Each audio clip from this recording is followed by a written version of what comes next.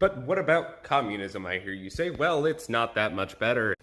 The idea of capitalism is a completely free market. Communism is the exact opposite of that. Unlike a government that doesn't take any of your stuff, the communistic economy, the government takes all of your stuff. There's basically no currency.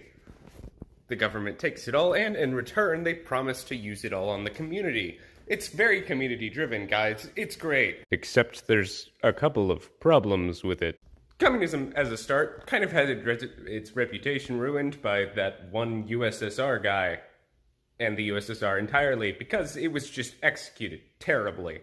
And frankly, that's because communism is almost impossible to execute, for quite a few reasons.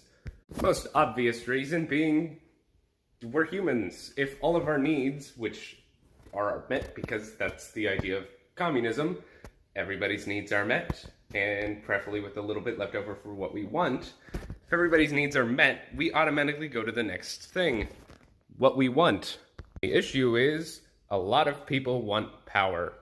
So, you kind of just have this power game, which is how the USSR turned into. Yeah, there's another glaring issue, and that is who gets to decide who gets what. This is hard, especially the bigger your population is. Communism is easier to execute the smaller your population is. That's why in books that present a communist society that is executed well, they typically have a pretty small population. In books like The Giver, there's only a couple hundred people in that population instead of the millions of them that you see in these first world countries, which, by the way, in order to be a late-stage capitalist or communist nation, you have to be kind of rich. The next big problem with communism is if you don't get rewarded for working via currency, the main, trade in a capitalist society, which is currency in exchange for work or labor, if you don't get anything out of that labor, why are you doing the labor?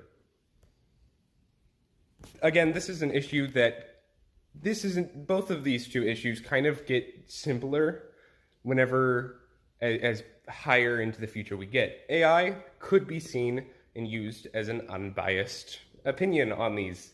And the further we get into technology, you could have automated processes to make all this stuff.